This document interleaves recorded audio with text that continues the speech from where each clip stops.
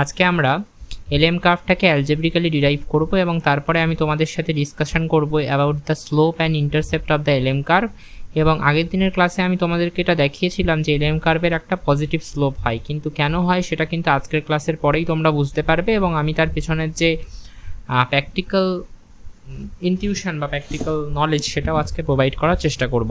ওকে, so আজকে আমরা এলএম কার্ভকে অ্যালজেব্রিক্যালি derive করব। তো এলএম কার্ভ আমি তোমাদেরকে বলেছিলাম যে এলএম কার্ভ যেটা হয় তার প্রত্যেকটা পয়েন্টে মানি ডিম্যান্ড আর মানি সাপ্লাই ইকুয়াল হয়। অর্থাৎ এই এলএম কার্ভের উপরে তুমি যে কোনো পয়েন্ট নিয়ে নাও, সেই প্রত্যেকটা পয়েন্টে কি হবে, মানি ডিম্যান্ড আর মানি সাপ্লাই ইকুয়াল হবে। যে কোনো পয়েন্ট মানি ডিম্যান্ড মানি সাপ্লাই ইকুয়াল হবে। ওকে, সো এলএম কার্ভটাকে ডিরাইভ করতে গেলে ইকুইলিব্রিয়াম কন্ডিশন কি হবে, যে যেখানে মানি ডিম্যান্ড আর মানি সাপ্লাই ইকুয়াল। তো সেই ইকুইলিব্রিয়াম কন্ডিশনে যাওয়ার আগে আমি তোমাদেরকে মানি ডিম্যান্ডটা দেখাই যে মানি ডিম্যান্ড বিষয়টা কি। তো আমি তোমাদেরকে বললাম যে আমরা টাকা হাতে রাখতে চাই কেন। মানি ডিম্যান্ড মানে কি, আমি কত টাকা হাতে রাখতে চাইছি। তো আমরা ধরো আমি 10,000 টাকা হাতে রাখতে চাইছি। ঠিক 10,000 টাকা আমি হাতে রাখতে চাইছি কেন, 7,000 টাকা হয়তো আমার ট্রানজ্যাকশন করার জন্য দরকার, পুরো মাসে ট্রানজ্যাকশন চালানোর জন্য আমার 7,000 টাকা দরকার। এমার্জেন্সির জন্য আমি হয়তো 2,000 টাকা প্রিকশন হিসেবে জমিয়ে রাখতে চাইছি। আর স্পেকুলেশন করার জন্য অর্থাৎ ইন্টারেস্ট আর্ন করার জন্য আমি 1,000 টাকা জমিয়ে রাখতে চাইছি, যেটা পরবর্তী সময় আমি ইন্টারেস্ট রেট হাই দেখলেই ব্যাংকে ফেলে দেবো। তাহলে এই যে টোটাল মানি ডিম্যান্ড 1,000 টাকা, সেই টোটাল মানি ডিম্যান্ড 3টে ভাগে কিন্তু ভাগ করা আছে। একটা হচ্ছে আমরা ট্রানজ্যাকশন করার জন্য করতে চাইছি, আর একটা আমরা প্রিকশন নেওয়ার জন্য করতে চাইছি, আর আরেকটা আমরা স্পেকুলেশন করার জন্য করতে চাইছি। তাহলে মানি ডিম্যান্ড সমান সমান কি আমি লিখতে পারি, ট্রানজ্যাকশনারি মানি ডিম্যান্ড প্লাস প্রিকশনারি মানি ডিম্যান্ড প্লাস স্পেকুলেটিভ মানি ডিম্যান্ড, অবশ্যই লিখতে পারি, রাইট। এবার দেখো ট্রানজ্যাকশন, এই যে ট্রানজ্যাকশনারি মানি ডিম্যান্ড আর প্রিকশনারি মানি ডিম্যান্ড, প্রিকশন আমি কতটা করব আর ট্রানজ্যাকশন কতটা করব সেটা কিন্তু ইনকামের উপর ডিপেন্ড করে। যার ইনকাম বেশি হবে সে ট্রানজ্যাকশনের জন্য বেশি টাকা হাতে রাখতে চাইবে, ট্রানজ্যাকশনের মানি ডিম্যান্ডটা তো অনেকটা বেশি হবে, বা প্রিকশনের জন্য সে বেশি টাকা জমিয়ে রাখবে। তো এই দুটো বিষয়ই কিন্তু ইনকামের উপর ডিপেন্ড করে, রাইট। তো আমরা এখান থেকে লিখতে পারি money demand is basically equals to, এই দুটো পার্টের জন্য আমি কি লিখছি কে ওয়াই। কি লিখছি, কে ওয়াই। আমার ইনকামের একটা প্রপোর্শন, সেই প্রপোর্শনটা কি, কে প্রপোর্শন। আমি প্রিকশন আর ট্রানজ্যাকশনের মোটিভ মিলিয়ে ডিম্যান্ড করতে চাইব। ধরো কে এর ভ্যালু হচ্ছে 0.6, আমার ইনকাম হচ্ছে 10,000। তার মানে কি, তার মানে 6/10 ইন্টু 10,000 কেটে গেলে কি হবে, 0টা 0-র সাথে কেটে যাবে, 6,000। 6,000 টাকা কি, 6,000 টাকা আমি ট্রানজ্যাকশনারি মোটিভ আর প্রিকশনারি মোটিভ অর্থাৎ ট্রানজ্যাকশন আর প্রিকশনের জন্য কত টাকা আমি ডিম্যান্ড করছি, 6,000 টাকা আমি ডিম্যান্ড করছি। তো এই 0.6টা হচ্ছে কে, আর এই ওয়াইটা কি 10,000। তো এই দুটোকে মিলিয়ে আমি এই দুটোর জায়গায় কি লিখে দিলাম, কে ওয়াই লিখে দিলাম। আর স্পেকুলেটিভ মানি ডিম্যান্ড কিসের উপর ডিপেন্ড করে, ইনকাম ইন্টারেস্ট রেটের উপর ডিপেন্ড করে। ইন্টারেস্ট রেট বেড়ে গেলে আমি স্পেকুলেশন করার জন্য অর্থাৎ ইন্টারেস্ট আর্ন করার জন্য টাকার ডিম্যান্ড আর বেশি করতে চাইবো না, টাকাটাকে ব্যাংকে ফেলে আসবো। আর ইন্টারেস্ট রেট কমে গেলে আমি বেশি টাকা হাতে রেখে দিতে চাইবো স্পেকুলেট করার জন্য, বা স্পেকুলেট করার জন্য যে টাকার ডিম্যান্ডটা সেটাকে আমি বাড়িয়ে দেবো, যে পরবর্তী সময় ইন্টারেস্ট রেট বেশি হলে তখন আমি টাকাটা ব্যাংকে ফেলবো। তাহলে এটা নেগেটিভলি ডিপেন্ড করে ইন্টারেস্ট রেটের উপর, তাই আমি এটাকে লিখলাম -HI। এই এইচটা কি, ইন্টারেস্ট সেন্সিটিভিটি অফ ইনভেস্টমেন্ট, অর্থাৎ এক unit interest sensitivity of money demand, অর্থাৎ এক ইউনিট যদি ইন্টারেস্টে চেঞ্জ আসে তাহলে মানি ডিম্যান্ডে কতটা চেঞ্জ আসবে। তোমরা চাইলে ডেরিভেটিভ করে দেখতে পারো। ডিএমডি ডিআই মানে কি, সবাই বলতে পারবে এটা, এটার মানে হচ্ছে এক ইউনিট ইন্টারেস্টে চেঞ্জ আসলে মানি ডিম্যান্ডে কতটা চেঞ্জ আসবে। কতটা চেঞ্জ আসবে, ডেরিভেটিভ করলে আয়ের রেসপেক্টে ডেরিভেটিভ করলে এই পুরো পার্টটা 0 হবে, কারণ এখানে আই নেই। এখানে কি হবে, এখানে -I হবে, এই -H হবে, সরি। অর্থাৎ ইন্টারেস্ট যদি এক ইউনিট চেঞ্জ হয়, মানি ডিম্যান্ড কতটা চেঞ্জ হবে, -H ইউনিট চেঞ্জ হবে। বোঝা গেল, -H এর জায়গায় ধরো 10 বেরিয়েছে, তার মানে 1% যদি 1% না, 1 ইউনিট ইন্টারেস্ট রেট বাড়লে 10 টাকা স্পেকুলেটিভ ডিম্যান্ড কমে যাবে। মাইনাস আছে মানে 10 টাকা স্পেকুলেটিভ ডিম্যান্ড কমে যাবে বা ফল করে যাবে বা ডিক্রিজ করে যাবে। তো আশা করি বোঝা গেল যে মানি ডিম্যান্ড ফাংশনটা আমি কিভাবে এইভাবে লিখলাম। এইবার আসি আমরা মানি সাপ্লাই। মানি সাপ্লাই আমি তোমাদেরকে আগেই বলেছি যে মানি সাপ্লাই আমরা রিয়েল মানি সাপ্লাই নেব। আমরা কি নেব? রিয়েল মানি সাপ্লাই। রিয়েল মানি সাপ্লাই। এবার মানি সাপ্লাই, নমিনাল মানি সাপ্লাইকে রিয়েল মানি সাপ্লাই বানাতে গেলে কি করতে হবে?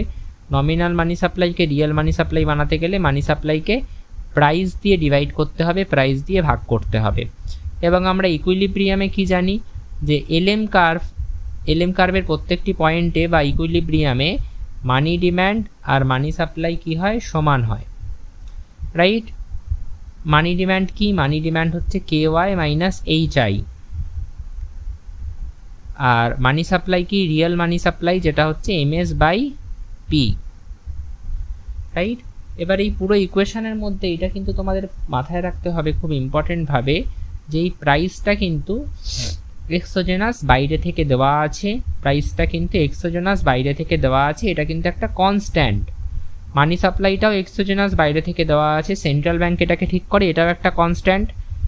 কেটাও কিন্তু একটা কনস্ট্যান্ট, কারণ কে মানে কি? কে মানে হচ্ছে ইনকামের কত প্রপোর্শন আমরা খরচা করতে চাইছি ট্রানজ্যাকশন আর প্রিকশন ডিম্যান্ডের উপর। ওয়াইটা হচ্ছে ইনকাম, ওয়াইটা কিন্তু একটা ভেরিয়েবল। আর এইচটা হচ্ছে কি বললাম? Interest sensitivity of money demand, সেটাও কনস্ট্যান্ট। খালি আইটা আর ওয়াইটা এই দুটো একটা ভেরিয়েবল, বাকি সব কিন্তু কনস্ট্যান্ট। বাকি সব কি বললাম? কনস্ট্যান্ট।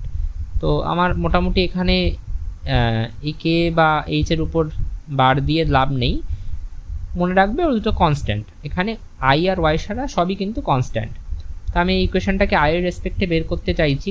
তো আমি যদি এই ইকুয়েশনটাকে আই এর রেসপেক্টে বের করতে চাই, আমি HI-টাকে রাইট হ্যান্ড সাইডে নিয়ে চলে আসলাম আর KY মাইনাস করে দিলাম MS/P বার। বার কেন দিলাম? কনস্ট্যান্ট বোঝানোর জন্য, না দিলেও হবে।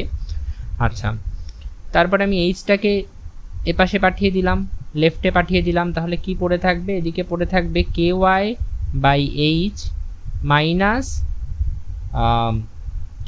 MS/PH। একটু ঘুরিয়ে লিখলে, মানে আইটাকে যদি লেফট দিয়ে লিখি তাহলে কি হয়ে যাবে? আই সমান সমান, আমি জাস্ট একটু আগে পরে করে লিখছি, মাইনাস MS/PH-টাকে আগে লিখছি, প্লাস K/H ইন্টু Y লিখছি। এবার তোমরা ভেবে দেখো, এইটাই কিন্তু আইএস কার্ভের ইকুয়েশন। এটা কি? এটাই কিন্তু আইএস কার্ভের এই এলএম কার্ভের ইকুয়েশন। এটাই কিন্তু এলএম কার্ভের ইকুয়েশন। এবার এখানে ভেরিয়েবল কি কি আছে? এই আই আর এই ওয়াই। ওয়াইয়ের যে কোএফিসিয়েন্ট অর্থাৎ K/H, এই পার্টটাকে আমরা কি বলবো? এই পার্টটাকে আমরা বলবো স্লোপ। কার স্লোপ? এলএম কার্ভের slope, slope of LM curve. আর এই যে পার্টটা মাইনাস MS/PH, এই পার্টটা কি? এই পার্টটাকে আমরা বলবো হচ্ছে পি এর সাথেও বার হবে, আমি সেই বারটা দিতে ভুলে গিয়েছি। এই বারটাকে, এই MS/PH মাইনাস MS/PH, এই পার্টটাকে আমরা কি বলবো? ইন্টারসেপ্ট। ওয়াই ইন্টারসেপ্ট বলতে পারো বা ভার্টিক্যাল ইন্টারসেপ্ট বলতে পারো। এবার তাহলে আমরা একটা এলএম কার্ভ এঁকে ফেলি এখানে। আচ্ছা, প্রত্যেকটা পার্টের এখানে একটা এক্সপ্লেনেশন আছে, সেই পার্টে আমি আসছি। আমি একটা এলএম কার্ভ এঁকে আগে জাস্ট একটুখানি বলে দিই এই ব্যাপারটা তোমাদেরকে, যে এটা হচ্ছে ধরো একটা এলএম কার্ভ। এলএম কার্ভের স্লোপটা কি? পজিটিভ না নেগেটিভ? কি দেখতে পাচ্ছ? স্লোপের চিহ্ন কি? K/H এর আগে কি চিহ্ন আছে? প্লাস আছে। তাহলে এলএম কার্ভের স্লোপটা কিন্তু পজিটিভ। এলএম কার্ভের স্লোপটা পজিটিভ, তার মানে এলএম কার্ভটা কিন্তু এরকম পজিটিভ স্লোপ। আচ্ছা, এবার পজিটিভ স্লোপ হওয়ার সাথে সাথে আরও একটা ব্যাপার এলএম কার্ভের ব্যাপারে রয়েছে, আরও একটা খুব important fact about LM curve রয়েছে। সেটা কি? ঢালটা পজিটিভ সেটা নয়, ঠিক আছে, কিন্তু এলএম কার্ভের ভার্টিক্যাল ইন্টারসেপ্ট, তার আগে কিন্তু একটা মাইনাস চিহ্ন আছে। তার মানে এলএম কার্ভের ভার্টিক্যাল ইন্টারসেপ্টটা কিন্তু নেগেটিভ। সবসময় মনে রাখবে এলএম কার্ভের ভার্টিক্যাল ইন্টারসেপ্ট নেগেটিভ, অর্থাৎ ভার্টিক্যালি ওয়াই অ্যাক্সিসকে এলএম কার্ভ কিন্তু পজিটিভে টাচ করেনি, নেগেটিভে গিয়ে টাচ করেছে। ভার্টিক্যাল ইন্টারসেপ্টটা কিন্তু নেগেটিভ। তাহলে ধরো এই অ্যাক্সিসে আমি ওয়াই নিয়েছি আর এই অ্যাক্সিসে আই নিয়েছি, তাহলে ওয়াই 0 হলে আই এর ভ্যালু যেটা হচ্ছে, ওয়াই 0 মানে কি? ওয়াই 0 মানে আমরা এখানে আছি, আই এর ভ্যালু কি? আই এর ভ্যালু কিন্তু এই নেগেটিভ মাইনাসে আসছে। তাহলে এই পার্টটাকে আমরা কি বলছি? ভার্টিক্যাল ইন্টারসেপ্ট এলএম কার্ভের। আর এলএম কার্ভের স্লোপটা কি, এলএম কার্ভের স্লোপটা positive. Okay, so this is about the slope and intercept of the LM curve. আমি তোমাদেরকে এলএম কার্ভের পজিটিভ স্লোপ কেন হয় তার একটা লজিকও এখানে দিয়ে দিচ্ছি, যেটা হয়তো আমার আগের ক্লাসেই দেওয়া উচিত ছিল। তো দেখো, ইনকাম যদি বেড়ে যায়, আচ্ছা আমি এখানে একটু লিখেই করছি, তাহলে বুঝতেও সুবিধা হবে পরবর্তী সময়ে।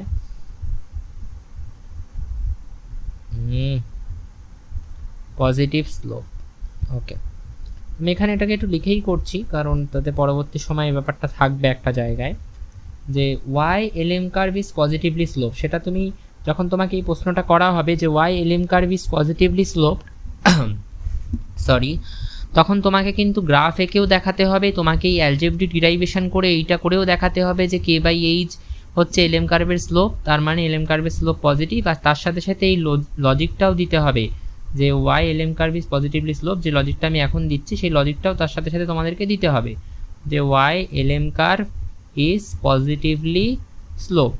আচ্ছা, এলএম কার্ভ পজিটিভলি স্লোপ মানে কি?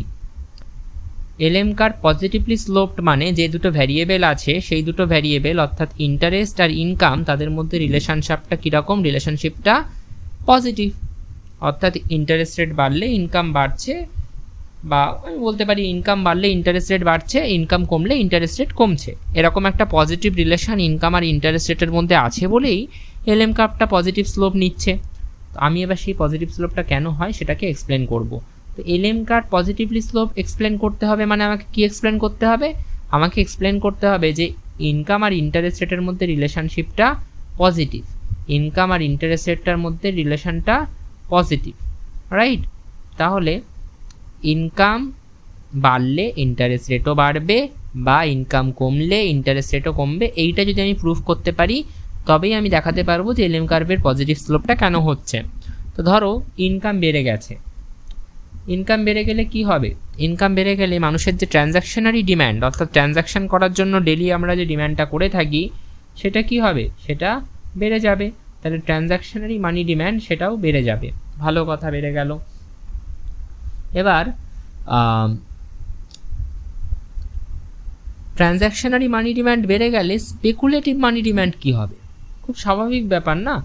আমাকে যদি স্পেকুলেটিভ মানি ডিম্যান্ড মানে যে টাকাটাকে আমি হাতে রেখে দিতে চাই স্পেকুলেশনের জন্য, পরবর্তী সময় ব্যাংকে খাটিয়ে ইন্টারেস্ট তুলে আনার জন্য, সেই টাকাটাকে বলা হচ্ছে স্পেকুলেটিভ মানি ডিম্যান্ড। তো আমায় যদি ট্রানজ্যাকশনারি মানি ডিম্যান্ড আমি বাড়িয়ে দিই তাহলে স্পেকুলেটিভ মানি ডিম্যান্ড কী হবে? স্পেকুলেটিভ মানি ডিম্যান্ড আমাকে কমিয়ে দিতে হবে, রাইট? স্পেকুলেটিভ মানি ডিম্যান্ড আমি কমিয়ে দিলাম, স্পেকুলেটিভ মানি ডিম্যান্ড কমিয়ে দিলাম। স্পেকুলেটিভ মানি ডিম্যান্ড কমিয়ে দিয়েছি মানে আমি কি ব্যাংকে বেশি বেশি করে টাকা রাখছি, ব্যাংকে বেশি বেশি করে টাকা রাখছি, রাইট? মানে ভালো করে আমি আরেকবার বলছি, তোমার ইনকাম ধরো ছিল হচ্ছে 10,000 টাকা, তো ইনকামটা এখন বেড়ে হয়ে গিয়েছে 50,000 টাকা, ইনকামটা বেড়ে হয়ে গিয়েছে 50,000 টাকা। তো আগে হয়তো 10,000 টাকার মধ্যে তুমি ট্রানজ্যাকশনের উপরে খরচ করতে 7,000 টাকা, আর স্পেকুলেশনের জন্য, আমি এখানে প্রিকশনটাকে আর ধরছি না, স্পেকুলেশনের জন্য অর্থাৎ ব্যাংকে ইন্টারেস্ট রান করার জন্য তুমি 3,000 টাকা হাতে রেখে দিতে, যে আমি সময় আসলেই ওটা স্পেকুলেট করে ব্যাংকে রেখে দেবো, ব্যাংকের টাকাটাকে ফেলে দেবো। এখন তোমার ইনকাম বেড়ে 50,000 টাকা হয়ে গিয়েছে, তুমি হয়তো এখন ট্রানজ্যাকশনের জন্য খরচা করছো 30,000 টাকা, আর তুমি 30,000ও না, ধরো 35,000 খরচা করছো, আর 15,000 টাকা স্পেকুলেশনের জন্য হাতে রেখে দিচ্ছ, 15,000 টাকা স্পেকুলেশনের জন্য হাতে রেখে দিচ্ছ, রাইট? তাহলে স্পেকুলেটিভ ডিম্যান্ডটা কিন্তু কমে যাচ্ছে। কিভাবে কমছে দেখো, এখানে একটা গল্প আছে, যে গল্পটাকে তোমাদেরকে ভালো করে বুঝতে হবে। সেটা হচ্ছে যে স্পেকুলেশন করার জন্য যে ডিম্যান্ডটা এখানে আসে, সেই গল্পটাকে এখানে একটা বন্ড প্রাইসের মধ্যে রিলেশনশিপটা দেখাতে হয়। সেটা আমি তোমাদেরকে এখন বলছি। যে ট্রানজ্যাকশন করার জন্য মানুষের যখনই ট্রানজ্যাকশনারি ডিম্যান্ড বেড়ে যায় তখন তারা কি করে? তারা বন্ড বিক্রি করতে শুরু করে, কারণ তখন তাদের ইচ্ছে হয়, তখন তারা প্রচুর টাকা খরচ করতে চায়।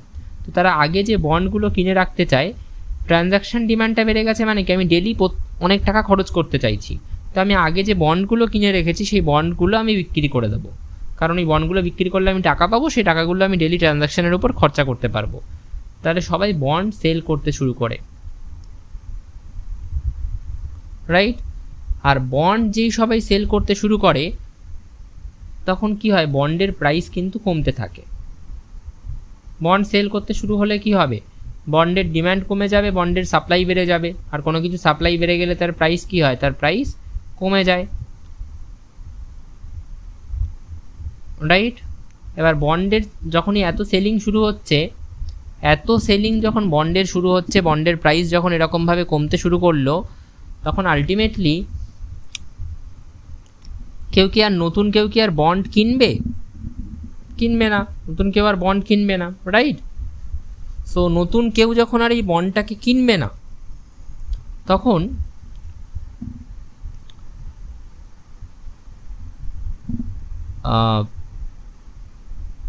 Sorry I am telling it wrong, a little bit wrong না, হ্যাঁ, বন্ডের সেলিং যখন হয়ে গেল, মানি ডিম্যান্ড ট্রানজাকশন মাইন্ডের মেরে বন্ড সেল যখন হয়ে গেল, বন্ড যখন সবাই সেল করতে শুরু করলো, তখন বন্ডের প্রাইস কমে গেল। এবার বন্ড যদি কম দামে বিক্রি হতে থাকে, তাহলে তুমি তো দেখবে যে এই বন্ডটাকে আমি এখন কিনে নিতে পারি, পরবর্তী সময় আমি এটা দাম বাড়লে আমি এটাকে বেশি দামে বেচে দেবো। এই বন্ডটাকে আমি এখন কিনে নিই, পরবর্তী সময় এই বন্ডটার দাম বাড়লে আমি এই বন্ডটাকে বেশি দামে বেচে দেবো। ধরো একটা বন্ড আছে, আগে হয়তো সেই বন্ডটা 500 টাকায় পাওয়া যেত, এখন সেই বন্ডটা সরকার তোমাকে 50 টাকায় দিচ্ছে। তো তুমি কি দেখবে যে হঠাৎ করে এই বন্ডটার দাম এত কমে গেছে, আমি এই বন্ডটা এখন কিনে নিই, পরে যখন এই বন্ডটার দাম আবার 200 টাকা হয়ে যাবে বা 500 টাকা হয়ে যাবে, তখন এটাকে সরকারকে বিক্রি করে দেবো, আমার 150 টাকা প্রফিট হয়ে যাবে। তো বন্ডের প্রাইস কমে গেলেই সবাই কিন্তু এই বন্ডটা কিনতে চাইবে, আর বন্ডটা কিনতে চাইবে মানে সবাই কিন্তু আর ওই যে টাকাটা স্পেকুলেশনের জন্য জমিয়ে রেখেছিল সেই টাকাটাকে আর জমিয়ে রাখবে না, স্পেকুলেশনের জন্য যে ডিম্যান্ডটা করে রেখেছিল সেই ডিম্যান্ডটা কমিয়ে সেই টাকাটাকে এবার খরচা করে ফেলবে বন্ড কিনতে। তো স্পেকুলেটিভ মানি ডিম্যান্ড কিন্তু এবার কমে যাবে, কেননা কেউ আর টাকা এখন হাতে রেখে দিতে চাইছে না স্পেকুলেশন করার জন্য, ইন্টারেস্ট আর্নিংয়ের জন্য টাকাটা উল্টে তারা খরচ করে ফেলতে চাইছে, রাইট? এবং সবাই যখন টাকা খরচ করতে শুরু করবে স্পেকুলেশনের জন্য, যেই বন্ড প্রাইসটা মানে কমতে শুরু করলো, স্পেকুলেশনের জন্য যখন সবাই টাকাটা খরচ করতে শুরু করলো, স্পেকুলেশন ডিম্যান্ডটা যখন এতটা কমে গেল, তখন ইন্টারেস্ট রেট কী হবে, ইন্টারেস্ট রেট বেড়ে যাবে। সবাই আলটিমেটলি বন্ড প্রাইস এতটা কমে গেছে এবং সবাই আলটিমেটলি ওই বন্ডটা কিনেছে, তো এবার ওই বন্ডের উপর যে ইন্টারেস্ট রেটটা সেটাকে বাড়তেই হবে, রাইট? সো ইন্টারেস্ট রেট কিন্তু এবার বেড়ে যাবে, রাইট? তো স্পেকুলেটিভ ডিম্যান্ড বাড়ছেই, কিন্তু কেন এই কমছে, কারণ ইন্টারেস্ট রেটটা এবার আলটিমেটলি আস্তে আস্তে বাড়বে। তো এই স্পাইরালটা, এইটার মাধ্যমে তোমাকে এক্সপ্লেন করতে হবে যে কেন এলএম কার্ভ পজিটিভলি স্লোপড হয়। কেননা দেখো, এই ইনকাম যেই বাড়ছে বা আউটপুট যেই বাড়ছে, ইন্টারেস্ট রেটও কিন্তু বাড়ছে, তো দুটোর মধ্যে পজিটিভ রিলেশন। তাহলে ইনকাম বাড়লে মানুষের ট্রানজাকশনারি ডিম্যান্ড বাড়ে, ট্রানজাকশনের ডিম্যান্ড যেই বাড়তে থাকে সবাই বন্ড বিক্রি করতে শুরু করে, কারণ তাদের ট্রানজাকশন করার জন্য আরও বেশি টাকার দরকার। বন্ড বিক্রি করতে শুরু করলে বন্ডের সাপ্লাই বেড়ে যায়, বন্ডের সাপ্লাই বেড়ে গেলে বন্ডের প্রাইস কমতে থাকে, স্পেকুলেটিভ মানি ডিম্যান্ড কী হয়, কমতে থাকে। আর ইন্টারেস্ট রেট, স্পেকুলেটিভ মানি ডিম্যান্ড যেই কমে যায়, মানুষ যেই সব টাকা ব্যাংকে ফেলে দিয়েছে বা বন্ড কিনে নিয়েছে সব টাকার, ইন্টারেস্ট রেট তখন কিন্তু আলটিমেটলি বেড়ে যায়। ওকে, সো এইভাবেই এলএম কার্ভকে পজিটিভলি স্লোপড আমরা এক্সপ্লেন করতে পারি। এই এলএম কার্ভের যে স্লোপের যে পার্টটা K/H, এই K এর পার্টটা হচ্ছে তোমার ইনকামের কত প্রপোর্শন আমরা খরচা করছি প্রিকশন আর স্পেকুলেটিভ মানি ডিম্যান্ডের, প্রিকশন আর ট্রানজাকশনারি মানি ডিম্যান্ডের উপর। আর এইচটা হচ্ছে ইন্টারেস্ট সেন্সিটিভিটি, অর্থাৎ ইন্টারেস্ট 1 ইউনিট চেঞ্জ হলে মানি ডিম্যান্ডে কতটা চেঞ্জ আসে, বা বলতে পারো মানি ডিম্যান্ডে কতটা চেঞ্জ আসে। ওকে, তো এখানে দেখো দেওয়া আছে এলএম শিডিউলে upward slopes to the right, LM schedule relatively flat কখন হয়ে যাবে, রাইট কখন হয়ে যাবে, ভার্টিক্যাল ইন্টারসেপ্ট এখানে দেওয়া আছে, স্লোপ এখানে দেওয়া আছে, ইকুইলিব্রিয়ামটা আমরা নেক্সট ক্লাসে পড়বো। বাট আচ্ছা দেখি, এই ক্লাসে যদি আমি তোমাদেরকে আরেকটা সিম্পল জিনিস শেষ করে দিতে চাইছি, দেখা যাক ইফ চার্জ পারমিটস। ওকে, সেটা হচ্ছে যে দেখো এলএম কার্ভ, যেটা এলএম কার্ভের ভার্টিক্যাল ইন্টারসেপ্ট এটা, আর স্লোপ হচ্ছে k/h, রাইট? তো আমি যদি বলি যে এলএম কার্ভের আগের দিনের ক্লাসটা কিন্তু দেখে আসতে হবে, না হলে এটাতে ক্ল্যারিটি কিন্তু তোমরা পাবে না। যে স্লোপ একটা হয় যে স্লোপ বেড়ে যাবে,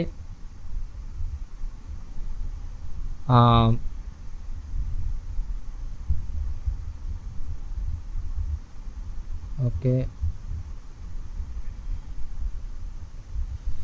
একটা হয় যে স্লোপ বেড়ে যাবে আর একটা হয় যে স্লোপ কমে যাবে। স্লোপ বেড়ে যাওয়া মানে কি, এটা আমি তোমাদের আগের দিনই বলেছি, স্লোপ বেড়ে যাওয়া মানে স্টিপ হয়ে যাওয়া, আর স্লোপ কমে যাওয়া মানে ফ্ল্যাট হয়ে যাওয়া, রাইট? তো স্লোপ বেড়ে যাবে কখন বাড়বে, যখন এই কে বা এইচে পরিবর্তন হবে। কে মানে কি, ইনকামের কত প্রপোর্শন তোমার ইউজ হচ্ছে, ইনকামের কত প্রপোর্শন আমরা ট্রানজ্যাকশন আর প্রিকশনারি মানি ডিম্যান্ডের উপর ইউজ করছি। আর এইচটা কি, এইচটা হচ্ছে interest sensitivity of money demand, অর্থাৎ ইন্টারেস্ট এক ইউনিট চেঞ্জ হলে মানি ডিম্যান্ডে কতটা চেঞ্জ আসে। কেটা উপরে আছে, নিউমারেটর পার্টে আছে, তো কেটা যদি বেড়ে যায় তাহলে স্লোপটাও বেড়ে যাবে। স্লোপটা বেড়ে যাবে মানে কি, স্টিপ হয়ে যাবে। তাহলে স্লোপ বেড়ে যাওয়া বা স্টিপ কখন হবে, যদি কেটা বেড়ে যায়, আর কেটা কমে গেলে স্লোপটা কমে যাবে, মিটে গেল। এইচটা নিচে আছে, তো interest sensitivity of money demand, অর্থাৎ ইন্টারেস্টের এক ইউনিট চেঞ্জ হলে মানি ডিম্যান্ডের কতটা চেঞ্জ হয়, সেই এইচটা যদি বেড়ে যায় তাহলে এই ফ্র্যাকশনটা ছোট হয়ে যাওয়ার কথা। k/h এই ফ্র্যাকশনটা কি, এইচ বেড়ে গেলে এই ফ্র্যাকশনটা ছোট হয়ে যাবে, তাহলে এইচ যদি বেড়ে যায় তাহলে স্লোপটা কমে যাচ্ছে, তার মানে তাহলে এইচ বেড়ে গেলে স্লোপ কমে যাবে, ফ্ল্যাট হয়ে যাবে এলএম কার্ভটা, আর এইচ কমে গেলে স্লোপটা বড় হয়ে যাবে, অর্থাৎ স্টিপ হয়ে যাবে। তো এলএম কার্ভের যে স্লোপ, এলএম কার্ভের স্লোপ কে আর এইচের উপর ডিপেন্ড করে, এবং আমি তোমাদেরকে এটাও দেখিয়ে দিলাম যে কে আর এইচে চেঞ্জ আসলে এলএম কার্ভের চেঞ্জটা কিভাবে আসবে, এলএম কার্ভের স্লোপটাই কিভাবে ইম্প্যাক্ট করবে। মানে এখানে তোমরা আরেকটু দেখে নিতে পারো এটা, যে ধরো আমি এই কেসে বলি, প্রথমে হয়তো নর্মালি ধরো এলএম কার্ভ এটা ছিল, নর্মালি এলএম কার্ভ হয়তো ছিল এটা, যেই কেটা বেড়ে গেল স্লোপটা কি হলো, বেড়ে গেল, স্টিপ হয়ে গেল এলএম কার্ভ, আরও স্টিপ হয়ে গেল, মানে এলএম কার্ভ হয়ে গেল এটা। আচ্ছা আমি আরেকটু ঠিক করে আঁকার চেষ্টা করছি, এলএম কার্ভ হয়ে গেল এটা, আরও স্টিপ, আরও ঢালু হয়ে গেল। আর কেটা কমে গেলে এলএম কার্ভের স্লোপটা কমে গেল, এলএম কার্ভ ফ্ল্যাট হয়ে গেল। কীরকম হয়ে গেল সেক্ষেত্রে, এলএম কার্ভ এরকম হয়ে গেল, ফ্ল্যাট। আবার এইচটা যেই কমে গেল এলএম কার্ভ কী হয়ে গেল, স্টিপ হয়ে গেল। স্টিপ হয়ে গেল মানে এলএম কার্ভ হয়ে গেল, ছিল এটাই, হয়ে গেল কি এবার স্টিপ, অর্থাৎ আরও ঢালু হয়ে গেল। আর বেড়ে গেলে ফ্ল্যাট হয়ে গেল, অর্থাৎ এরকম হয়ে গেল। ওকে, এবার ভার্টিক্যাল ইন্টারসেপ্টের কথায় আসি, অর্থাৎ এলএম কার্ভে শিফট কখন কখন হবে সেটা আমাদেরকে দেখতে হবে। তো দেখো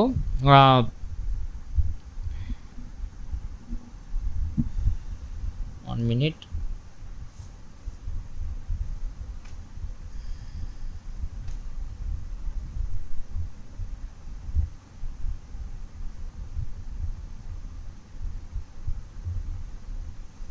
তো এলএম কার্ভে যদি আমি শিফটের কথা বলি, তো শিফট অর্থাৎ ভার্টিক্যাল ইন্টারসেপ্ট, রাইট শিফট মানে কি,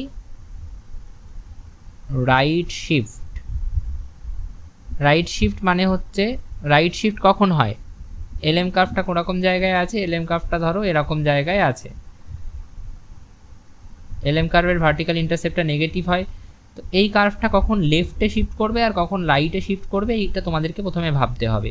তো এই কার্ভটা রাইটে শিফট করছে মানে কি, ভার্টিক্যাল ইন্টারসেপ্টটা আরও কমে গেছে, আরও নেগেটিভ হয়ে গেছে, আরও নেগেটিভ হয়ে গেছে, এবং আরও নেগেটিভ মানে ভার্টিক্যাল ইন্টারসেপ্টটা ধরো ছিল -5, অর্থাৎ এই -ms/hp এটাকে ক্যালকুলেট করার পর হয়তো এসেছে -5, সেটা থেকে যদি এটা -10 হয়ে যায় তবে এলএম কার্ভটা কোথায় শিফট করবে, এলএম কার্ভটা রাইটে শিফট করবে। আর যদি কমে যায় ইন দ্য সেন্স, অ্যাকচুয়ালি এটাই কমে যাওয়া, -5 থেকে -10 হয়ে যাওয়াটাই মানে কমে যাওয়া, আরও ছোট হয়ে যাচ্ছে। আর যদি -5 থেকে এটা বেড়ে যায়, বেড়ে গিয়ে যদি এই ভার্টিক্যাল ইন্টারসেপ্টটা হয়তো হয়ে গিয়েছে 3, +3, পজিটিভে তো কোনো দিনই আসবে না কারণ হয়ই নেগেটিভ, এটা ধরো হয়ে গিয়েছে -2, সেক্ষেত্রে এলএম কার্ভটা কিন্তু এরকম জায়গা দিয়ে আসবে এবং এই পয়েন্টটা -2, সেক্ষেত্রে কিন্তু এলএম কার্ভটা আপওয়ার্ড শিফট করবে বলতে পারো, বা আমি বলতে চাইছি লেফট শিফট করবে। তাহলে এলএম কার্ভ রাইট শিফট কখন করবে? যখন ভার্টিক্যাল ইন্টারসেপ্টটা কমে যাবে। কমে যাবে মানে কমে যাবে কি, হ্যাঁ কমে যাবে মানে নেগেটিভ থেকে -5 থেকে -10 হবে, আরও ছোট হয়ে যাবে, আরও ছোট হয়ে যাবে। আর এলএম কার্ভটা লেফট শিফট কখন করবে? যখন ভার্টিক্যাল ইন্টারসেপ্টটা বেড়ে যাবে, মানে এবার বড় হয়ে যাবে ভার্টিক্যাল ইন্টারসেপ্টটা। তো এবার দেখা যাক, এলএম এর প্রসঙ্গে আসা যাক। তো এলএম কার্ভ, আমি যদি এলএম কার্ভের কথাই বলি, যদি এইচ বেড়ে যায়, এই বা ধরো পি প্রাইস যদি বেড়ে যায় তখন কি হবে? প্রাইস যদি বেড়ে যায় তার মানে কি, প্রাইস তো নিচে আছে মানে এই ফ্র্যাকশনটা কি হয়ে যাবে? ফ্র্যাকশনটা কিন্তু ছোট হয়ে যাবে। ফ্র্যাকশনটা ছোট হয়ে যাবে মানে কি? ফ্র্যাকশনটা ছোট হয়ে যাবে মানে ভার্টিক্যাল ইন্টারসেপ্ট কিন্তু কমে যাবে, রাইট? তাহলে ভালো করে ভাবো, প্রাইস বেড়ে গিয়েছে, আমি এখানে তোমাদের একটা নাম্বার দিয়েই দেখাই, না হলে তোমাদের বুঝতে অসুবিধা হবে। ধরো এমএস ধরে নিলাম 200, এইচ ধরে নিলাম হচ্ছে 0.2, আর প্রাইস ধরে নিলাম হচ্ছে 10। তাহলে এবার ভার্টিক্যাল ইন্টারসেপ্টটা ক্যালকুলেট করো, কত হবে? ভার্টিক্যাল ইন্টারসেপ্টটা হবে হচ্ছে 200/10 মানে 20/0.2, 0.2 মানে হচ্ছে 100। এবার ধরো কোনো কারণে এই দুটো সেমই আছে, মানি সাপ্লাই আর এই সেমই আছে, প্রাইসটা বেড়ে গিয়ে কত হয়ে গেছে? 10-এর জায়গায় হয়ে গিয়েছে 20। তাহলে ভার্টিক্যাল ইন্টারসেপ্টটা এবার ক্যালকুলেট করো, -100 কিন্তু এটা, হ্যাঁ, কারণ এখানে আগে মাইনাসটা আছে, সেটা মাথায় রাখতে হবে।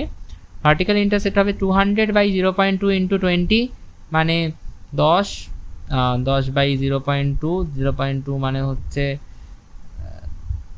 তাও কি না 10 না 20, তো 10, এটা ছিল 200/20, 200/20 × 0.2, তাহলে এটা কাটলো, এটা 10 কাটলাম, 0.2, 50। তখন ভার্টিক্যাল ইন্টারসেপ্ট হয়ে যাবে -50। তাহলে যেই প্রাইসটা বেড়ে গেল 10 থেকে 20 হয়ে গেল, ভার্টিক্যাল ইন্টারসেপ্টটা -100 থেকে -50 হয়ে গেছে, মানে ধরো এই হচ্ছে -100, ভার্টিক্যাল ইন্টারসেপ্ট এখন কিন্তু উপরে চলে গেছে, -50 হয়ে গেছে, মানে একটা ছোটো সংখ্যা হয়ে গেছে, মানে ভার্টিক্যাল ইন্টারসেপ্টটা হিসাব মতো বেড়ে গেছে। ভার্টিক্যাল ইন্টারসেপ্টটা হিসাব মতো বেড়ে গেছে এবং এলএম কার্ভটা হিসাব মতো কোন দিকে শিফট করেছে? লেফটে শিফট করেছে। এলএম কার্ভটা হিসাব মতো কোন দিকে শিফট করেছে? লেফটে শিফট করেছে। তাহলে প্রাইস বেড়ে গেলে, আমি ফার্স্টে নিচ্ছি, প্রাইস বেড়ে গেলে এলএম কার্ভ কোন দিকে শিফট করবে? লেফটে শিফট করবে, কমে গেলে রাইটে শিফট করবে। সেম ফর এইচের জন্য সেম গল্প, কারণ এইচটাও একই জায়গায় রয়েছে, তো তোমরা বুঝতেই পারছো ওটা। এইচটাও যদি বেড়ে যায় এলএম কার্ভ লেফটে শিফট করবে, কমে গেলে রাইটে শিফট করবে। এবার আসছি মানি সাপ্লাইয়ের গল্পে। তো মানি সাপ্লাই নাও, মানি সাপ্লাইয়ের ক্ষেত্রে ভাবো যে ধরো আমি এটাকে চেঞ্জ করে দিই, প্রাইসটা 10ই ছিল এবং ভার্টিক্যাল ইন্টারসেপ্ট -100ই ছিল, যেটা ফার্স্ট কেসে আমরা ধরলাম। খালি মানি সাপ্লাইটাকে আমি এবার চেঞ্জ করে ধরো বাড়িয়ে দিলাম, 200 থেকে 400 করে দিলাম। তাহলে আমাদের এলএম এর শিফট ভার্টিক্যাল ইন্টারসেপ্ট এবার কী হয়ে যাবে? 400/10 মানে হচ্ছে 40, 40/0.2, 40/0.2 মানে হচ্ছে 400/2 মানে 200, -200। তাহলে মানি সাপ্লাই যেই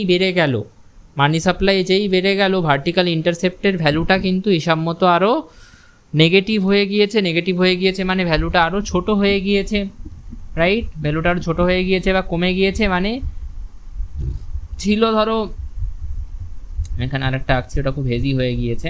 আচ্ছা ঠিক আছে, এটাতেই আমি দেখানোর চেষ্টা করছি। ধরো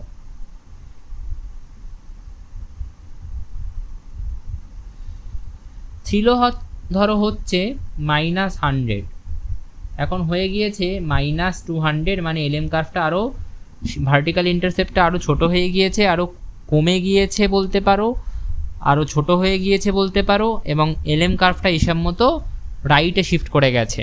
মানি সাপ্লাই চেঞ্জ হয়ে যাওয়ায় এলএম কার্ভ কোথায় চলে গেছে? মানি সাপ্লাই বেড়ে যাওয়ায় এলএম কার্ভ রাইটে শিফট করে গিয়েছে, বেড়ে গেছে এলএম কার্ভ রাইটে শিফট, কমে গেলে লেফটে শিফট। তো আশা করি এলএম কার্ভ কোন কোন ফ্যাক্টরের কারণে শিফট হবে সেটাও তোমরা বুঝতে পেরেছো। ভার্টিক্যাল ইন্টারসেপ্টের কারণে কোনো কার্ভে শিফট আসে, আর স্লোপের চেঞ্জের কারণে কোনো কার্ভ স্টিপ বা ফ্ল্যাট হয়। তো এলএম কার্ভের স্লোপ কোন কোন ফ্যাক্টরের দ্বারা ইনফ্লুয়েসড হচ্ছে, কে আর এইচ এর দ্বারা। আর এলএম কার্ভের vertical intercept money supply, h অর্থাৎ interest sensitivity of money demand, আর পি অর্থাৎ প্রাইসের উপর দাঁড়িয়ে আছে, প্রাইসের দ্বারা ইনফ্লুয়েসড হচ্ছে। মানি সাপ্লাই বেড়ে গেলে এলএম কার্ভ রাইটে শিফট করে, কমে গেলে লেফটে শিফট করে। এইচ আর পি দুটোর ক্ষেত্রেই ওই দুটো বেড়ে গেলে এলএম কার্ভ লেফটে শিফট করে, কমে গেলে এলএম কার্ভ রাইটে শিফট করে। আর কে আর এইচ এর ক্ষেত্রে কে বেড়ে গেলে এলএম কার্ভ স্টিপ হয়ে যায়, কমে গেলে ফ্ল্যাট হয়ে যায়। এইচ বেড়ে গেলে এলএম কার্ভ ফ্ল্যাট হয়ে যায়, কমে গেলে স্টিপ হয়ে যায়। So this is all about the change in the LM curve. Okay, so আমরা আজকে কমপ্লিট করলাম যে এলএম কার্ভের শিফট কেন হয়, এলএম কার্ভের স্লোপটা কীভাবে ডিটারমাইন হয়, কোন কোন ফ্যাক্টরের দ্বারা হয়, কীভাবে সেটাই চেঞ্জ হয়, এবং এলএম কার্ভটাকে অ্যালজেব্রিক্যালিও আমরা আজকে ডিরাইভেশন কমপ্লিট করলাম। নেক্সট ক্লাসে আমরা ইকুইলিব্রিয়ামটা পড়ব, equilibrium between IS and LM. Thank you.